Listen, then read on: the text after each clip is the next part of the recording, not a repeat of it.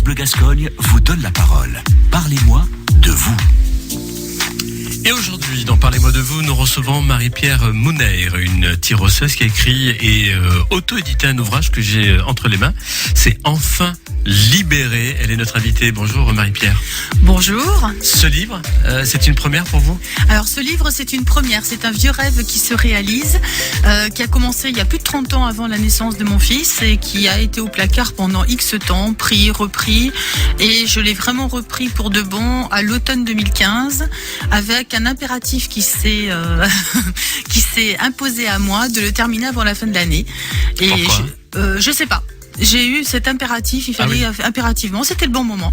Bon. Voilà, avant c'était pas bon, là c'était le bon moment et j'ai décidé, donc ça c'était dans une deuxième étape, de le publier le jour des 20 ans de ma fille. Mais il est sorti le 2 avril. Il est sorti le 2 avril, elle est née le 6, donc à quelques jours près on va pas chipoter. Exactement, et dans un instant on va en parler, puisqu'on va parler de votre parcours. D'accord. Et puis vous allez nous expliquer pourquoi ce besoin d'écrire, d'accord ? D'accord. À tout de suite. Parlez-moi de vous sur France Bleu Gascogne. Gascogne vous donne la parole. Parlez-moi de vous. Notre invitée est Marie-Pierre Mouneir, landaise. Elle a publié un livre, Enfin libérée, où elle raconte sa douloureuse histoire. Alors, on rappelle, vous êtes née d'un père inconnu, d'une mère décédée très jeune et qui, à la naissance, vous abandonne à votre grand-mère maternelle. Cette dernière, pas très aimante, vous place en famille d'accueil. Depuis, vous vous êtes mariée 3 fois. C'est ça. Qui se sont soldés par des échecs. Et oui. Les 3. Oui, parce qu'entre l'alcoolisme, le pervers narcissique, le jaloux possessif, vous avez la totale. Hein. Un petit cocktail bien sympa qui permet de se construire en fait, mais avec quand même quelques petites blessures au passage.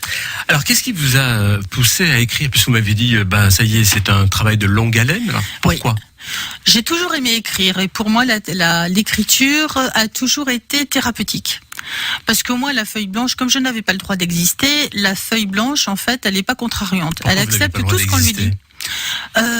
Parce que quand je suis née, donc finalement de mère célibataire, je suis née en 61. Il faut savoir qu'à cette époque-là, c'était vraiment un sujet tabou, et surtout vis-à-vis de ma grand-mère, de mes grands-parents et particulièrement de ma grand-mère, qui était très à cheval sur les principes, avec énormément de peur du qu'en dira-t-on, etc.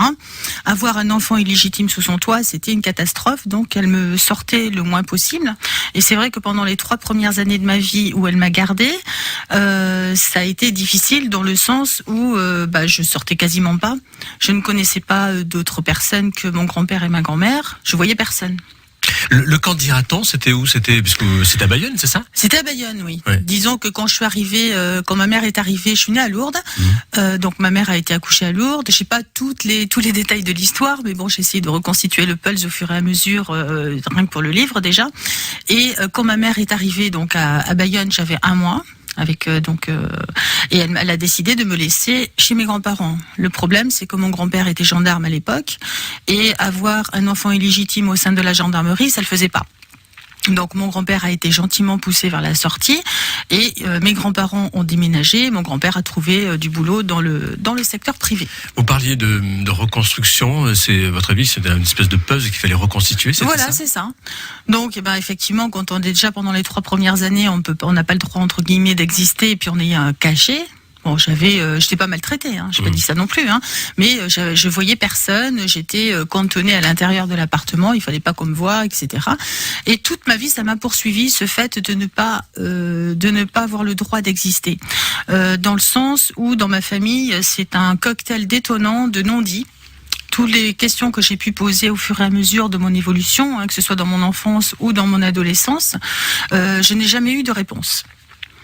Je voulais simplement savoir d'où je venais, qui était mon père, ce qui je pense est tout à fait légitime, parce que quand on a, normalement on a un père et une mère, donc on est bien solide, et quand il en manque un des deux, c'est un peu bancal, et c'est difficile de se construire, et surtout quand en face, on a des murs qui ne parle pas et qui refuse tout dialogue. Vous avez su, vous l'avez retrouvé, ce père ? Non, je sais qu'il est décédé, je devais avoir une dizaine d'années. Ma mère est décédée aussi quand j'avais 9 ans, à un moment où je devais repartir vivre avec elle. Est-ce que le fait d'écrire vous a permis de vous apaiser, de retrouver une espèce de paix intérieure ? Ah oui, tout à fait. Parce qu'en fait, poser sur papier, ça m'a permis, c'est une excellente psychothérapie. J'aurais pu aller voir une psy. Ouais, ben non, même pas besoin. C'est moins cher. C'est sûr. Non, même pas besoin. C'est vrai que l'écriture, moi, depuis toujours, je tenais, quand j'étais gamine, mes journaux intimes, comme beaucoup d'enfants. Bon, après, il y en a beaucoup qui trouvaient ça complètement débile. Mais bon, pour moi, c'était quand même super important. Et à 3 reprises, on m'a détruit ces écrits. Ce livre est sorti, puisqu'il était, pour vous, c'était impératif qu'il sorte avant la fin de l'année, donc ça y est, il est sorti, voilà. Début avril. Là, on s'expose, là, parce que toute sa vie se retrouve résumée dans une 300 pages à peu près, 400 disons que je me donne le droit d'exister maintenant. Ça y est. Voilà. Vous êtes débarrassé comme si c'est ça, et maintenant je peux le relire, ça ne me fait plus aucun effet. Ça veut dire tout ce qui s'est passé, voilà, je m'en suis libérée, ça y est, maintenant on écrit le chapitre 20. Ça veut dire une autre vie. C'est comme si cette histoire ne vous appartenait plus en fait. C'est ça. Ouais. Après, le fait de le publier, ça n'a pas été évident non plus. Déjà, le fait de l'écrire, d'aller jusqu'au bout, ça a été très libérateur pour moi, avec des moments de grosse déprime, parce que ça m'a permis de revivre aussi certaines choses. Mais le fait de l'écrire, le fait de l'exprimer, m'a permis aussi de m'en libérer. Et ça m'a permis de régler ces petites blessures de l'enfance dont parle si bien Lise Bourbeau, qui d'ailleurs a été aussi le développement personnel que j'utilise depuis 2009, que j'ai rencontré en 2009, m'a permis aussi de me libérer. Donc tout ça cumulé font qu'aujourd'hui, on passe à autre chose. Eh bien justement, on en parle dans quelques minutes, d'accord ? Avec plaisir. À tout de suite. Parlez-moi de vous sur France Bleu Gascogne. Notre invitée, c'est Marie-Pierre Mouner. Elle est tyrosaise et elle a publié début avril un livre, Enfin libéré, où elle raconte son incroyable histoire, sa douloureuse histoire quelque part.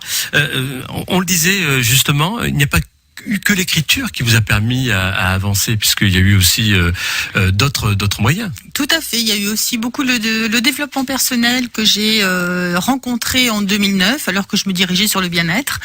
Et ce développement personnel m'a permis justement de me remettre en question, de m'amener à régler les blessures de l'enfance, puisque vous savez que dans la vie, tant qu'on n'a pas réglé les blessures de son enfance, on a toujours des expériences qui nous arrivent et qui sont là pour nous amener des leçons.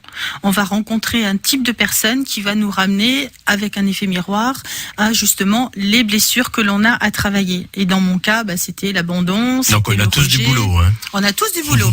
Et ça continue toute la vie. Ah oui, forcément. Si on le traite pas, voilà, on les traîne comme des casseroles en fait. C'est exactement ça. Donc ces casseroles, il convient de les nettoyer, puis après de les ranger, et puis on peut passer à autre chose.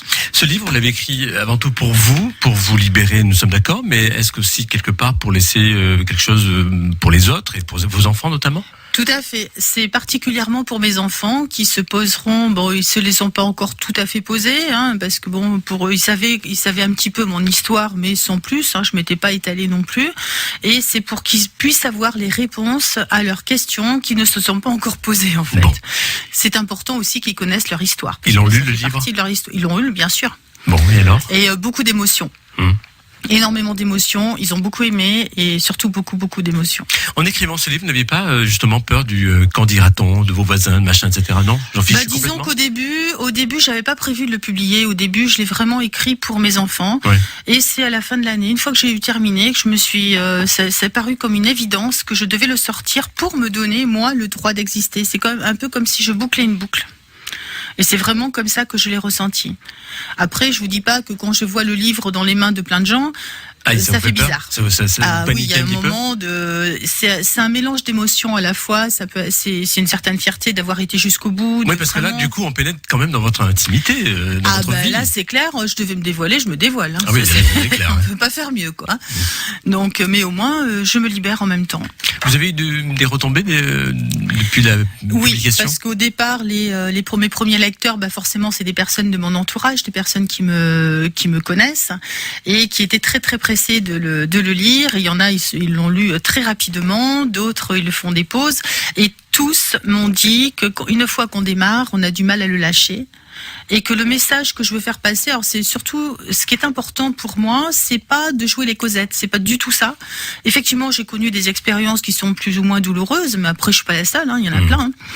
Mais le message, c'est vraiment d'inciter le lecteur à se poser les bonnes questions sur sa propre vie, pour justement l'aider aussi à faire de l'introspection, pour aller chercher et réparer ses propres blessures.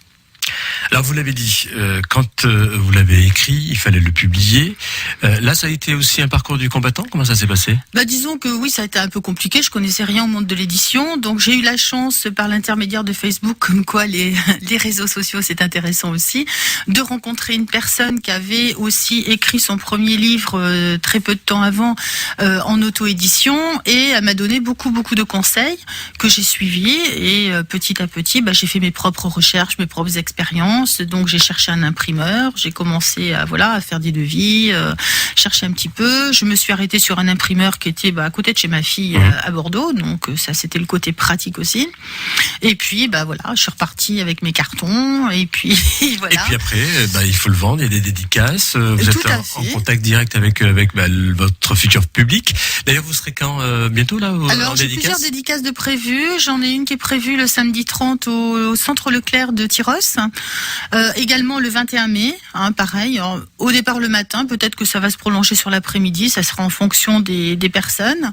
J'en ai une autre de prévue le 7 mai à Cabreton, donc en front de mer. Pour l'instant, et puis il y en a d'autres qui vont se caler. J'en ai sur Salis de Béarn, j'en ai une le 14 mai à Bordeaux, voilà. Où est-ce qu'on peut le trouver, ce livre ? Alors dans certaines librairies, mais particulièrement sur mon site internet, qui est www.bien, B-I-E-N, le-6, être sans l'accent, E-T-R-E, le-6, quotidien.net. Très bien.